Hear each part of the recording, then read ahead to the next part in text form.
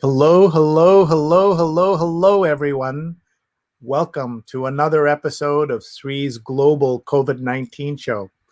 My name is Sree Sreenivasan, and it's my honor to convene this conversation around various aspects of COVID-19.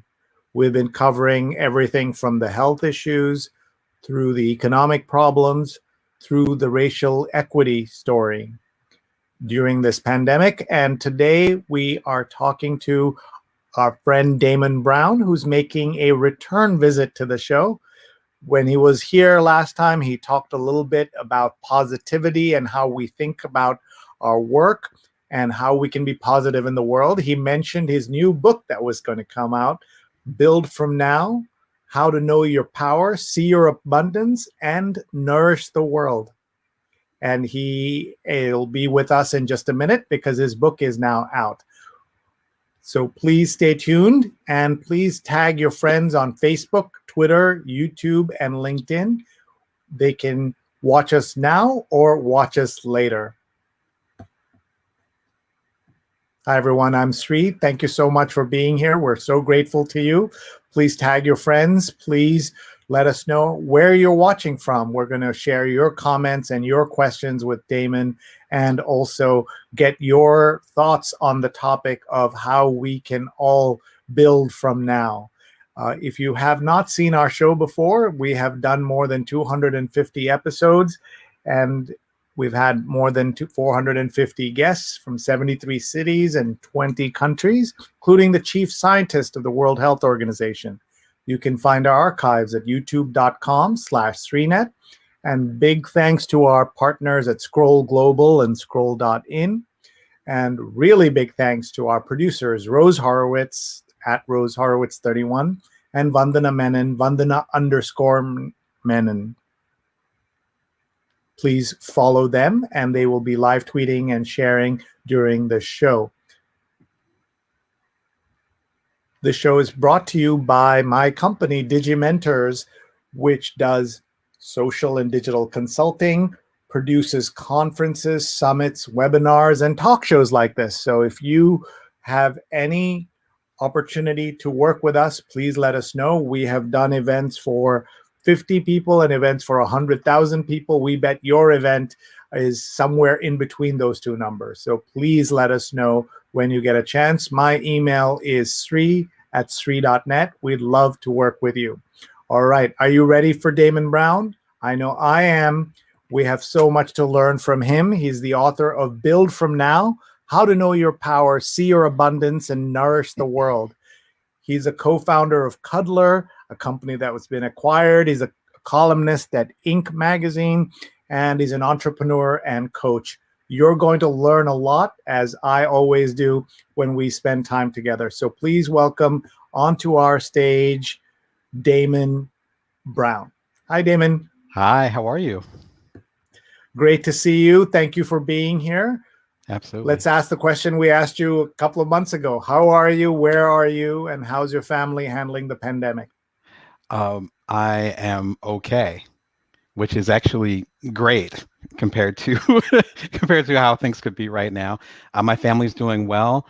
My wife's actually a pediatrician, so she already got the vaccine. So it's making us breathe a little bit easier because she's been on the front lines. You know, we're going on a year now, which is amazing.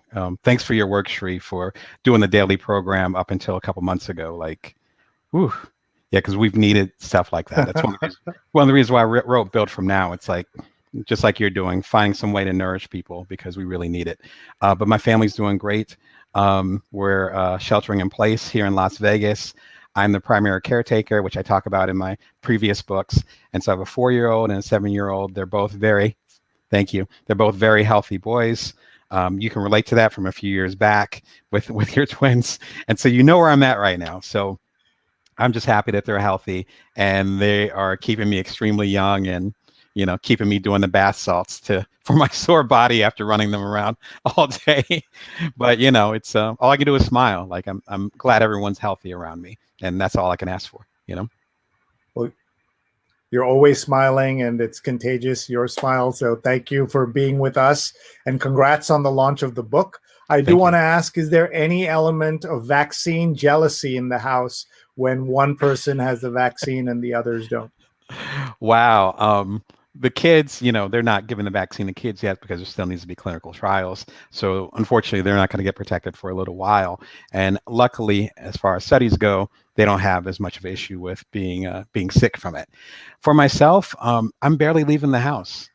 And Sree, we go back quite a few years. I love to travel. I love different cultures. I do keynotes, again, similar to you, and I miss that. That's the only thing that I'm feeling. So it's not so much jealousy of my wife, and if anything, I feel protective of her. So I'm sleeping a little bit easier this time of year. But as far as vaccine jealousy, I have older parents. I have people around me who are really sick, and they were sick before the pandemic. So if I have to wait in line for that, that's not a big deal. I'm blessed to be still relatively young and healthy. So I'll take my turn. I want to just say thank you to your wife for her work as a frontline worker. So important what she's doing. And Yes. It's really great to see the way you folks work together with the kids and the work that you're able to do. So let's talk about it. Tell us about the book and what people need to know about Build From Now, starting with that name. What does that mean? It means exactly what it means. And I struggle with the title a little bit. You understand journalism just like I do. And the title is the thing. If your title is messed up, then people aren't going to get it. And it's Build From Now, how to know your power, see your abundance, and nourish the world. And I worked in that subtitle pretty much all summer until it was time to actually commit to doing the book. And getting it over to the publishers, because actually I'm an independent publisher. I have my own imprint, so I'd work with the printers and all that stuff. And you have to do that well in advance. And so you had to lock that down early if it's going to get listed. So Build From Now means to create with whatever you've got. Build From Now talks about the 4 resources we all have.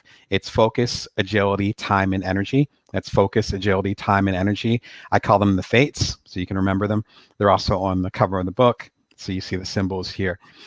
And we all have these different resources as long as we're healthy and alive. We can all focus, we all have agility, we all have time, and we all have energy, right? If we don't have those, then we've moved on to another place. The difference, though, which makes Build From Now a little bit different, is that I believe everyone has different resources depending on where they're at.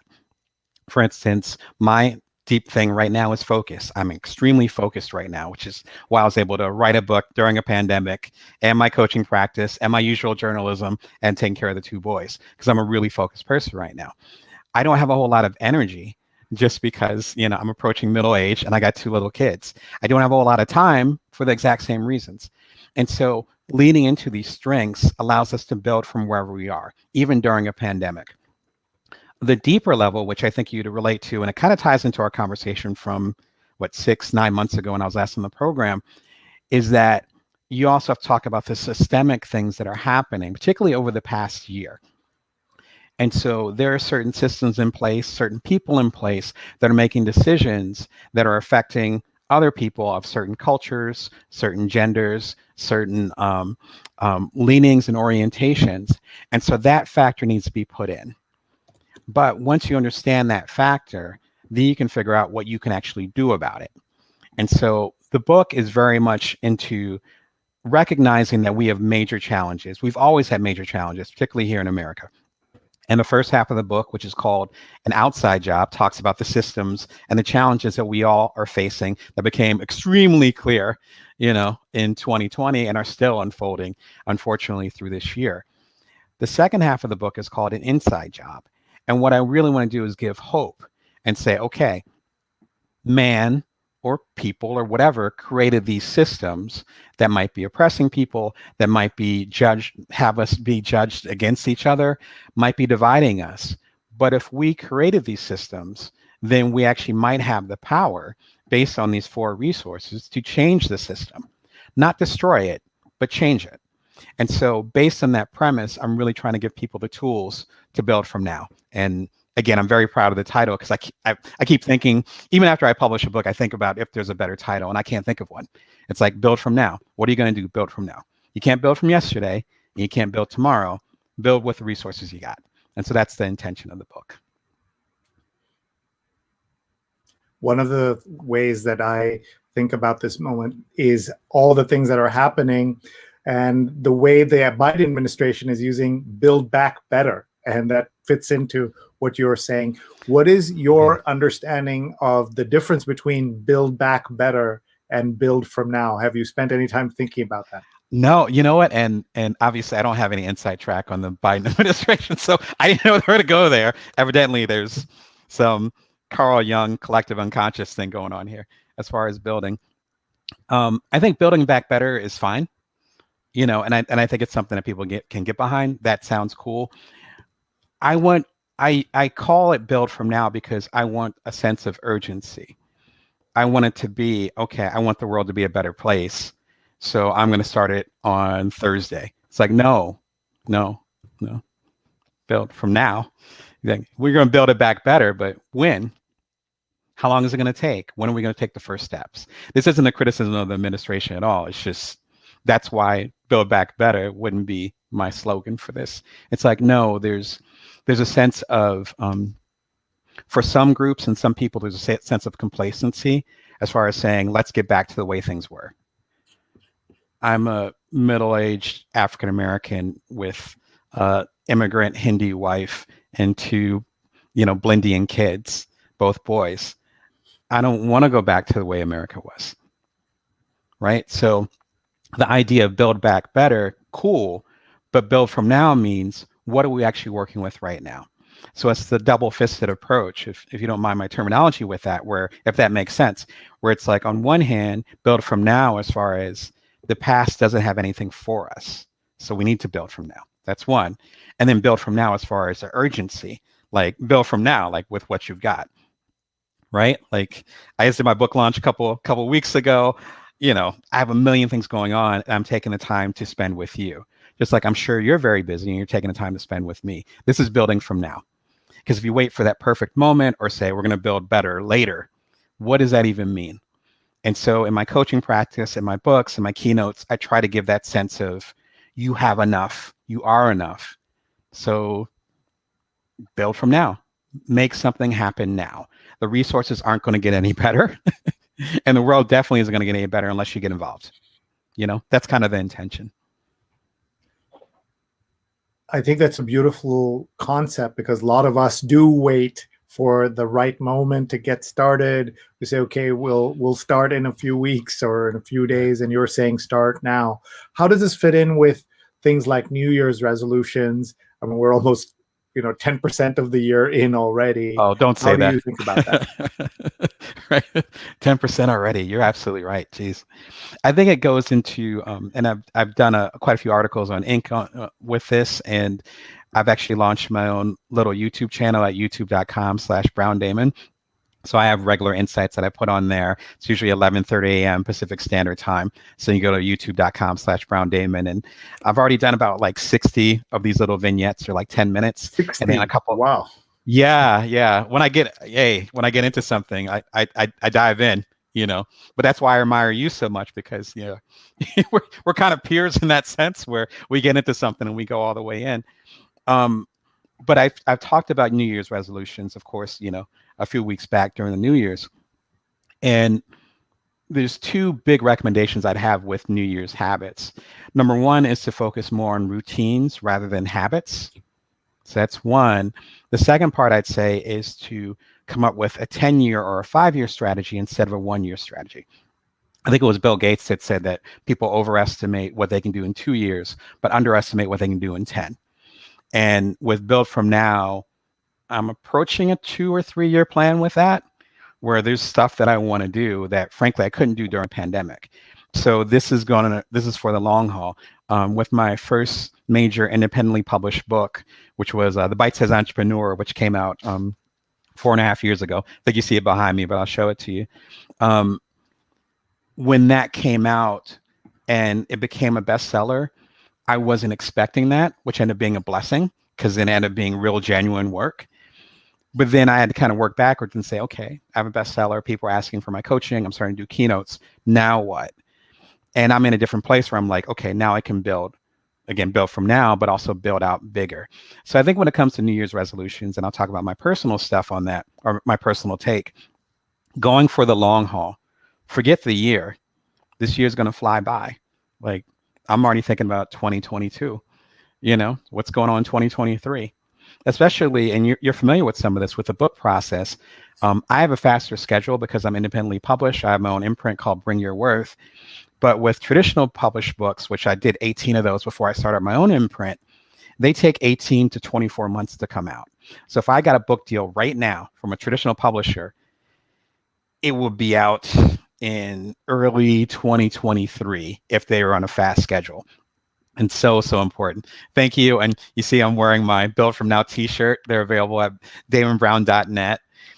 And so if you're in that mentality of making a true impact on the world, then you can't be thinking like 2 months from now. I just had on my show, again, the youtube.com/Brown Damon, call it the Bring Your Worth Show, named after my imprint, my last book. I talked about how you can do whatever you want, but it has to be within the context of reason, right? Because Sree, you could say, assuming you're not a millionaire already, you could say, hey, I'm going to become a millionaire. And then you say by March. Okay, unless you get some Bitcoin or something, that's not going to happen. And so we end up getting frustrated and then having bigger setbacks because we have unrealistic expectations, as opposed to saying, I want to be a millionaire in 2025. Well, you got about 4 years. You got some work you can do, and you can build backwards from there. Start with the end in mind, which I think is what Stephen Covey said, the late Stephen Covey said many years ago. I think the second aspect of that, which I got into earlier, is that we focus more on New Year's habits. Like, I'm going to eat right. Like, what does that mean? Like, that changes from culture. That changes based on what age you are. There's certain things that I wouldn't eat now that I ate when I was 20.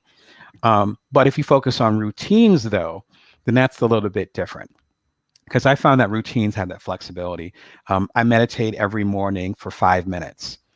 Sometimes it's super early in the morning before my kids wake up. Sometimes it's in the middle of the afternoon, but it does happen. So that's a routine. A habit, to me, is when you wake up and it's like, I have to go for a jog right now. But life doesn't accommodate to that. That's very brittle. And so again, with the coaching clients that I work with even when I talk about with habits and routines and Build From Now, I'm trying to get us out of the mentality that it has to be fixed in this way. I've always felt that way, but 2020 is huge evidence of that, right? Like, my whole routine and all my habits are upside down, from 7 a.m. My kids sometimes wake up at 5:30 a.m. So from 5:30 a.m. till 1 to 2 o'clock, it's prime time for them, and it's getting them fed, getting them clothes. They're two brothers, so make sure they don't fight each other, making sure everybody's clean, and then get everyone fed because they like to eat. We're a food forward family, as I said in the previous episode. So they're always eating.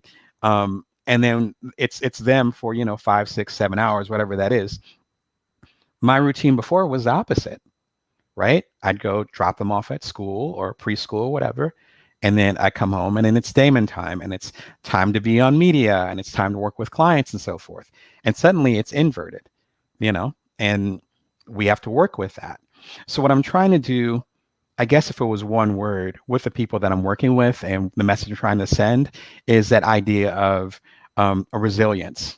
And not resilience as far as fighting against something, but as far as being flexible, being malleable. And if we haven't learned that this year, then I don't have a whole lot of hope for us learning it in the future. You know what I mean? So it feels like a good time for the book, where it's like, all right, you already had to be super flexible. Here's this book. And maybe you can think about your best resources and be more flexible as hopefully the world opens up and becomes a little bit less chaotic. Thank you so much. You've already taught me the difference between a habit and a routine. And I think understanding that is really cool. And I'm going to think about that in my own life as I try to get through this year. Want to remind everyone, we're talking to Damon Brown. He's at Brown Damon on Twitter and YouTube. He's got a YouTube channel that's new. And his website is damonbrown.net, where you can find his work as a coach and as a best-selling author. And of course, his new book. I want to show again the book jacket here so you can see it. Oh, thank you. How to Know Your Power, See Your Abundance, and Nourish the World. tell us those symbols, please. What does each of them stand Oh, for sure. So it's called the fates. So and we can just, if you can see it clearly on there, it goes right down the line. It's focus, agility, time, and energy. So focus is your ability to zero in on something. Agility, which is a really popular term, as you know, up in Silicon Valley, is the ability to adapt. Something happens, you adjust to it, you make the best of it. You have time, and of course that means having the swath of time. I did a TED talk based on Build From Now. You can again check it out on my channel at youtube.com/BrownDamon, and it's all on there. And I talked about how there were two different camps with time. I call it pandemic time. So there were a lot of people that were trying to, figure out the next sourdough bread recipe, and they were doing jigsaw puzzles, and they were bored out of their mind. And there were other groups like myself who had like no time, and they were working so hard on it and trying to balance all this stuff that was suddenly needed of them, which happened about a year ago, which is amazing. When all that hit in March of 2020. So that's time. And some people have an abundance of time. Some people are still in that pandemic time, right? Finally, there's energy, and that's the ability, as I describe it in the book, to follow through. So to say, I'm going to do something and I'm going to finish it. I think sometimes we look at energy, and I have my kids in my mind. So you think of like my youngest, he's 4. So he has a ton of energy, but he's kind of going all over the place. I don't call that energy. I think that's more, expression, play. But energy, I feel like, is more concentrated, where it's like, I'm going to be present for this conversation. I'm going to put my energy into this book. That's what I mean by energy. And so those are the four elements, if you want to call them that: focus, agility, time, and energy. And I'm approaching 300, maybe 400 people that I've coached over the years. And once you start to get to that scale of anything, you start to see patterns, and you're like, wait, okay, this person has more focus, but they don't seem very agile. And this person has more time, but they don't have a whole lot of energy. And it started to formulate in the back of my mind where I'm like, well, maybe there's some type of framework here. And it came pretty naturally. It just kind of came together. And I started implementing it into my coaching practice a little bit before the book.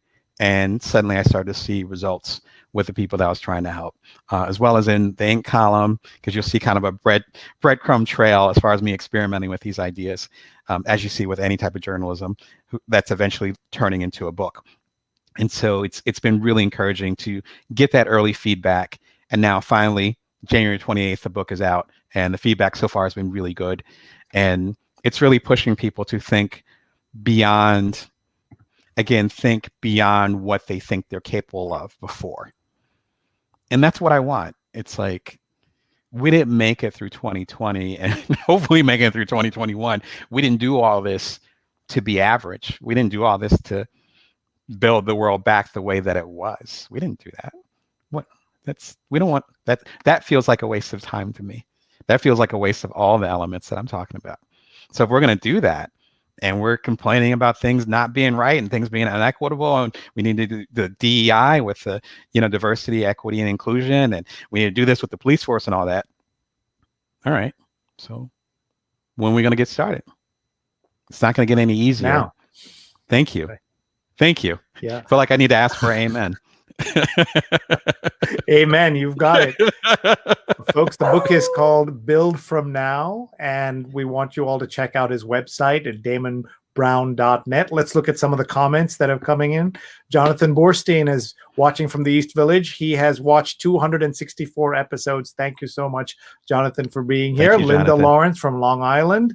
Steve Taylor's watching from Philadelphia. Thank you, Steve. Hey, I'm from South Jersey. Says Welcome this is good. Roman is watching from Santo Domingo in the Nice. DR. And just great to be on all these platforms: Facebook, Twitter, YouTube, and LinkedIn. Tag a friend who would benefit from Damon's wisdom and his insights. They can watch live or watch later on any of these platforms. Daryl has good news. He got the Moderna vaccine on February 3rd and the second dose on March 3rd. Is sore arm for 2 days, but no other effects. Apollo, who used to live in Vegas, is actually in Montclair, New Jersey. And hi, Apollo. He says it's a struggle to build from now. What do you say about that? Yeah, he's right.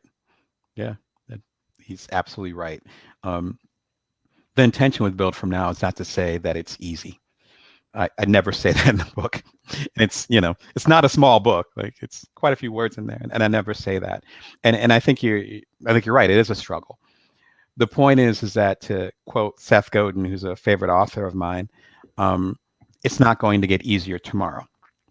So whatever we're struggling with, it's not going to automatically get easier tomorrow.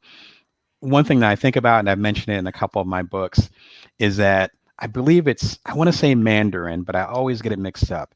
But it's some form of Chinese language where the word for chaos is the exact same word for opportunity. Like, they're interchangeable. And I learned that probably 20, 30 years ago. Yeah. And so I always think about that, where is it going to get easier for you to make a difference? When we have a time, because you brought up the new administration. So we have a new administration. We've been on lockdown fairly consistently, most of us. Some folks, I was on a live show, and some folks corrected me, like, not everyone's been on lockdown continuously. So I'll say that liberally. Most of us have been on lockdown. We have a new administration. We're in a new year. We've been sheltering in place for the most part, right? And so as I mentioned, I love to travel. I love new cultures. As soon as these vaccines, or whatever 5 different theories scientists are peddling around right now, depending on what camp you're in, over the next year or two, things are going to open back up again. That's pretty clear. And it makes me feel really good to say that, like, that's been established. When else is there going to be this much upheaval? And when there's upheaval, there's opportunity. When else are we going to talk about redesigning the police force? Right? That's never happened in my lifetime, and I was there for the Rodney King verdict. I have family in LA when it happened. Like, I was there for all these things. I remember when Trayvon was killed. Like, I remember all this stuff. I had folks that were going down to Ferguson, like, all these things. But suddenly we're having a serious conversation about it. So to your point, like, yes, it is a struggle, but I think the false assumption we make is that it's suddenly going to get easier and not be a struggle later. I'm happy to be the bearer of bad news. It's not going to get easier. So this is the opportunity. This is now. This is why I wrote a book during a pandemic. It's like, no, we need to get this out now. That was, that was a struggle, but that discussion needed to happen right now. Just like, you, Sree, with doing your daily shows, you knew that needed to happen right now. I'm sure it wasn't always easy for you. I'm sure it was a struggle sometimes, but you showed up. That's all I'm asking of people who are interested in the book, who buy the book. Just do something. Now's the time. It's not going to get easier a year from now. And it's so much easier when things are malleable. That's the word I'm looking for. When things are malleable to change. We're talking about changing systems. Do you know how hard that is? Systems that are often rooted in racism or prejudice or stubbornness or inertia or just plain laziness. But people are willing to change now. The conversation is happening every day on Twitter or on Facebook or whatever. It's happening in these group chats that I'm on. It's happening in the books, including hopefully my book. When else is it going to get better? And so that's my very long way of saying that, yes, the struggle is real, as we say. And what? We're not going to do anything about it. And it's not going to get easier. So get started.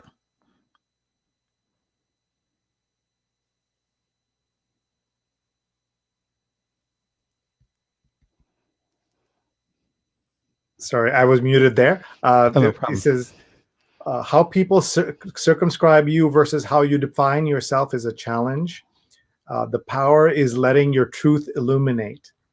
Yes. And Rick is also posting that begin again, build anew, and is pointing to our times like these, celebrating America from the Foo Fighters. And Stefan Kaplan is here, who says, greetings, my friends. Wonderful to be here tonight with you and Damon. Thank you. And please check out the Spin It Social Hour on social media, his great show as well. Rajit says hi. And Nick Hati Singh is saying hello from California as he heads home to the Northeast here. He's watching in the car. So hello. And thanks for watching. And Nirja says, insightful session. Thank you. And my father's watching from Kerala. Hi, Acha. Great to see you. All of us have to build from now. But the sense of urgency he brings into it is significant. So I think that's a great way of thinking about it. Thank you. Vandana, our producer, has an amen in there. Nirja's watching from Mumbai. I was waiting for that. And Jonathan says, where do you build from watching 264 shows? So that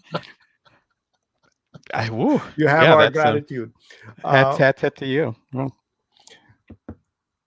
Anika says, this is awesome. I love how he said the same word can be for chaos and opportunity for growth. And it's like that proverb about may you live in interesting times, which we are certainly living in now. And we are dealing with all of the impact of that. Yes, for sure. I think about that. I think about that saying a lot. One thing that I wanted to ask you, you mentioned. Yes, sir. Sorry, go ahead. No, go ahead. I was just saying, yes, sir.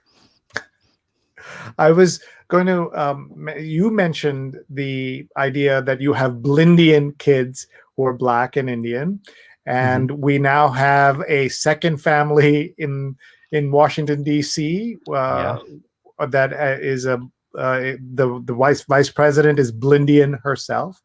And talk a little bit about what it's like to raise that kind of family, and what does it mean at this moment to have Vice President Harris be Blindian herself?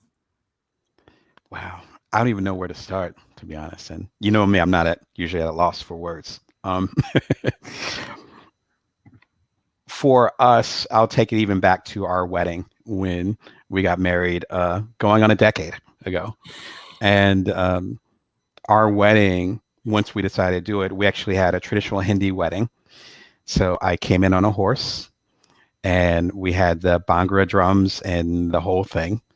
It was a beautiful experience. I'm glad we decided to do it that way.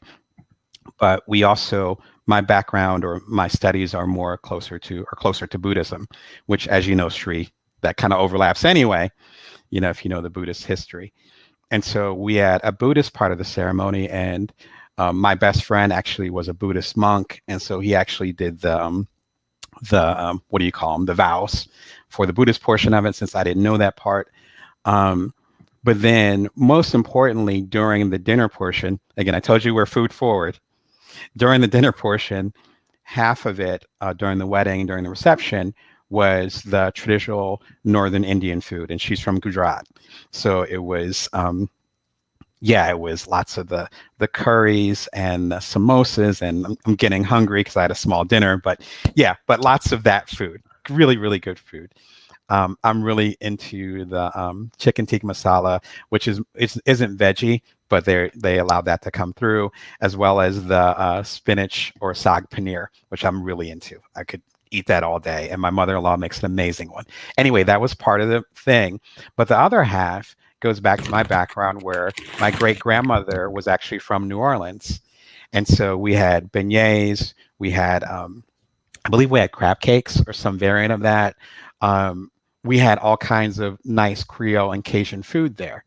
And so from the beginning, it was very much like, and this is before we had kids or anything, this was just us dating, getting engaged, getting married. We established from the forefront that both of these cultures were equal. And so we wanted to have kids, and we wanted whatever kids we had, however many, whatever gender they happen to be, whatever they decided to do, whatever direction they were going in, they would hold each of those cultures in equal value. And and for us, that began, again, from the build from now idea, that began with the wedding. And so hopefully I get some insight as far as our mindset of it, where, Harriet Tubman is celebrated as much as Gandhi, like they're equal partners here. And so seeing Kamala Harris with her ascension, we used to live in California, so we were already familiar with her for a while. I used to live in San Francisco, so, I knew a lot about her well before her ascension, and it was a pretty rapid one. But for all of our relatives, it ended up being a fascinating moment, no matter what the political persuasion, because it very much was like 5 glass ceilings being broken at the same time. It's like It's like first black and first woman and then first South Asian and and just going deeper and deeper. And so very much a sense of pride. And I had taken pictures and shared with my family of my two little boys watching it on the iPad on that, on January 20th and sharing it with the grandparents and all that stuff. And it's like, wow, this is like a moment. Like there's a before and after, and no matter what happens after this, that ceiling has been broken.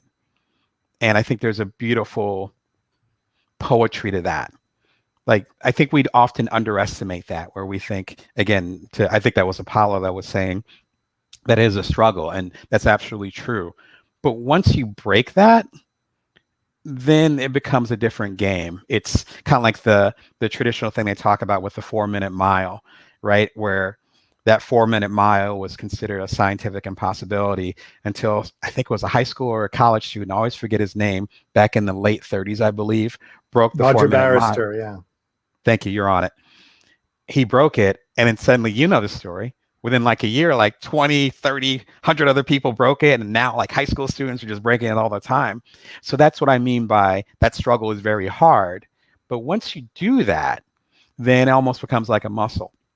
And you're able to see what you're capable of doing, which is what my thing is as far as being a coach and author and all that stuff. So helping you with your capability, but then just as important, other people are seeing what's possible. So even if you go through your struggle and you have difficult times or you barely make it, and all the inside battles that you had, you're pointing in the direction for someone else. And there might be someone else who might not have the fortitude to keep going on that struggle, but they see you and they're able to move forward. And I have, little black and brown nieces and nephews and so forth. And for them to see Kamala Harris, it's just like, oh, that's nothing. A really quick parallel, which hit me hard, and I might have mentioned this as the last podcast, but it still boggles my mind, where I'm casual with you, but I usually have a blazer that I put on. And I was putting on my blazer about a year ago, and my youngest, who was 3 at the time, asked me if I was going to do a TED Talk. And I was like, and I had done 3 at that time. So it was, but here's this little black and brown boy just past toddlerhood, and his black father doing a TED Talk is like nothing. So not even for my ego, I'm all like, whoa, like the bar is like, it's nothing to him. When he's 20, whatever, wants to do a TED Talk, he's going to go and do a TED Talk. Like, it's nothing to him. We've already raised the bar for our family, and hopefully, thank you, but hopefully we're all doing that, through Miss Harris and other things that we're doing right now, like us raising those expectations, not from a sense of pressure, but quite the opposite, where it's like, no, you can do that. You don't need to be special. You don't need to be rich. You don't need to be this class, this, that, and the third. You don't need to check these boxes. It's like, no, just be yourself. Again, the build from now idea, be yourself, work with the resources you got. You showing up is enough. And then you get as far as you can. The struggle is going to happen either way. So you might as well start creating something and make a difference, Stefan says, build from now and always be learning and creating. And Mark Lee, watching from Durham, North Carolina, one of my favorite past guests. How are you doing, Damon and Sree? He asks. And I'm well. Mark was a terrific guest on our show as we learned how to be allies. Those of us who are not Black, how we can be allies of the Black community. And to understand also one of the points that he made, that there isn't one Black community, just like there isn't one Indian community. And correct. It's a lot of different communities that are lumped together, of course. We only have a few minutes left with Damon, and we want to give him a chance to come to give us some final thoughts and to plug that book again. Before we do that, we want to tell you what's coming up on our side. On Thursday, we have a terrific guest joining us. We're very excited that Mark Lucky will be with us. He's at Mark S. Lucky on Twitter. He is a digital strategist and is the author of the new novel Valley Girls. He led media partnerships for Facebook, Twitter, and Reddit, and was head of innovative. He was the editor of innovative or innovative journalism at the Washington Post. and he's recognized by The Root as one of the most influential African Americans in the country. So please do join us. That's on Thursday at 9 p.m. Eastern time. So please join us to meet Mark. And then also a plug for our upcoming episodes of the New York Times Read Along. We had a wonderful month already. We had Charles Blow, who's the author of The Devil You Know. And we had George Vesey this past Sunday, on Super Bowl Sunday. And this on Valentine's Day, we have Daniel Jones, who's the editor of the Modern Love podcast column and TV show, which many of you follow. And then we have Elizabeth Becker and Ron Lieber coming up on successive Sundays. So please join us on Sundays at 8:30 a.m. Eastern time. That is the time about 5:30 where Damon's waking up because of his sons on a Sunday. I hope they let him sleep in on Sunday. One thing I did see just today was a father posting that his daughter is now graduated from high school, and for the start of her winter break, he woke her up at 5:30 as his revenge for all the times she woke him up at 5:30. So I don't know if you've planned your revenge on these boys for about a decade from now. Yeah, I'm a strategist. So I told you I'm looking 5 years in advance. Like, I wasn't kidding about that. Like, I have to say though, I was actually dipping around my office because Mark Lucky's actually a friend of mine, and I have a copy of Valley Girl somewhere around here. I'm actually in the middle of reading it, and it's a really interesting novel so far. Good. But yeah, I love Mark. He's going to be a great guest. Yeah, hopefully I can swing by and say hi. Yeah. Please do. Thursday at 9 p.m. Eastern time. So let's talk about the book one more time, and also tell us about the website. I'm going to throw it on the screen here. What do people find there, and how can people hire you as a speaker, as a coach, all of that good stuff? Yeah, so the book is Build From Now, How to Know Your Power, See Your Abundance, and Nourish the World. You can go to buildfromnowquiz.com, buildfromnowquiz.com, and I set up a free quiz. A few hundred of y'all have already taken it, which I was impressed by. And it will tell you very quickly within a 2-3 minute multiple choice quiz what your biggest resource is. As we talked about at the top, focus, agility, time, and energy. And once you realize that, then you know what you're working with and what resources you have the best. So check it out at buildfromnowquiz.com. At damonbrown.net, which Sree's kind enough to put up there. That is the headquarters for everything. Again, I own my own publishing imprint, so when you buy one of my books, you're buying literally from me. I have no backing. I am bootstrapping, just like I did my first two startups several years ago when my first son was born. And so you can go to damonbrown.net. You can get signed copies of the books from me. Again, Build From Now, the predecessor, Bring Your Worth. Sorry, with the shine. That's the name of the imprint. So a lot of y'all end up getting into me based on that. And then I have my bestseller, The Ultimate Bite-Sized Entrepreneur. They're all available on there from me. You can get them at the traditional outlets as well, Amazon or what have you. But you get them from me. I will actually ship them to you and sign them. I also have box sets that are available if you want to get all 3 of my major business books. You can get that over there. You can also get the Build From Now t-shirt, which you can see, and a lot of y'all have gotten that, as well as this tasty mug that can hold water and other beverages. That's based on my previous book, Bring Your Worth. I'm also a one-on-one coach, and I don't think we talked about that at the top of the hour, but my main thing is helping side hustlers, solopreneurs, and other non-traditional entrepreneurs, because I'm one of them. So I became an entrepreneur at the exact same time that I became a stay-at-home dad, and my son was 4 months old.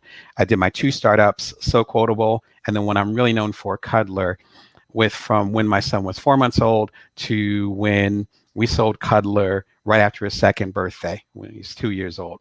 So for that 2-year period of time, I was working from 3:15 a.m. to 6 a.m. on these 2 startups, and then from 6 a.m. to 6 p.m. until my wife got home. It was just prime time with the boy, and later on the boys, because we had another one, and I. And so I get your journey.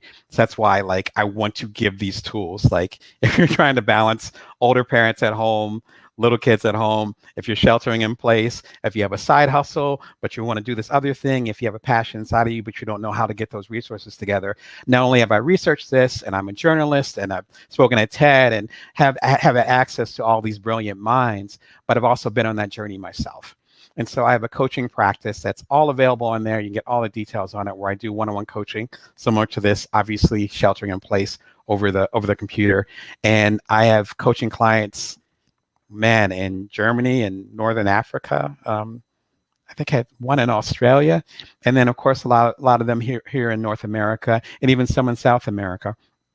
And I realized in traveling and in doing some of my keynotes when we weren't sheltering in place, that cultures actually have a lot of overlap.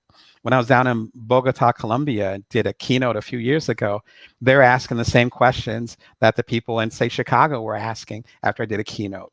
And so there's a universality with it as far as us being these non-traditional entrepreneurs, people who don't pattern match into the Elon Musk, rest in peace to Steve Jobs, the Jeff Bezos aesthetic. I don't fit that. And I think there's a new generation of entrepreneurs like myself that I want to help lead, or at least give them the tools to do that. All that's on damonbrown.net. And then lastly, as Sree talked about, I also have my new YouTube channel. It is a little bud, but I've done a lot of things that started as little buds and they grew really quickly. So I love the process of starting something new. I can't travel, and I can't give y'all a hug. I can't have a drink with y'all. I can't connect with y'all. I can't speak to hundreds of y'all at one time. You can't see me. So the YouTube channel, probably similar to what Sree experienced, is me actually building a community and finding ways to give wisdom, hopefully wisdom. I'm calling it wisdom. I don't know what other people will call it, but giving people wisdom and insight and discussions and places for argument with that. And that's over at youtube.com/Brown Damon. That's youtube.com/Brown Damon. Like my stuff, put comments on there, but most importantly, subscribe, because I'm a new channel. Again, Sree knows any support I can give would be great. Now will encourage me to keep giving. Until recently, it was a daily show. So as Sree was teasing me about, I started like 2 months ago. I already got 60 episodes. Like, so come through. You can binge it like Netflix. Like, come through. You know, if you're liking the conversation now, and Sree is an awesome interviewer, if you want some more of this kind of insight, come through. And also on the channel, I have our previous episode as one of those things in the playlist, and so you can come through and see our previous episode. I had a really good time talking with you, Sree. I think it was last June or July, and it was such a wonderful time. It's hard to remember. Hard to remember. I'm so good with time, and my sense of time is awful. But I remember you talked about the book, and you envisioned that you would be able to come back on the show, and you did. So that ability to think forward and plan and strategize, wonderful. Rich Tong says, thanks for doing this show. And Mark says, my dad said he would get revenge on my brother by training his grandkids, brother, son, to get back at them. And Mark says he thinks he was one of the first to take the quiz. Again, buildfromnowquiz.com. So you get a free quiz, and you will get a lot of insights. Apollo says, awesomeness. Neil Parekh, who's the executive producer of the New York Times Daily Read Along, and runs our events at Digimentors as vice president of events, is saying thanks for joining us tonight. Damon's always a great guest, says Damon. Thank you. And Bob Anthony says, supportive online communities have been so valuable in these times. Thanks for your efforts. Please, everyone, follow Bob. He's amazing on social. He's at New York Bob. And Rose, who is one of our producers of the show, great to hear about your new book, and says thanks for joining us. So that's great. Any final thoughts before we let you go? Just remember that today is a blessing. So it's not going to get any easier. And if you keep waiting, the only thing that's going to get shorter is time. So build from now. You don't have to buy my book. You just get started. And hopefully this conversation is a Kickstarter to that. Sure. It really is. And thank you so much for that. Our guest has been Damon Brown. There's his book, Build From Now. Know your power, see your abundance, and nourish the world. And coming up on Thursday is a friend of both Damon's and mine, Mark Lucky, who led media partnerships for Facebook, Twitter, and Reddit, and has talked a lot about what it's like to be a Black man in Silicon Valley, and we'll talk to him. So thank you very much, Damon, and we'll see everybody soon. Thank you, thank you, thank you.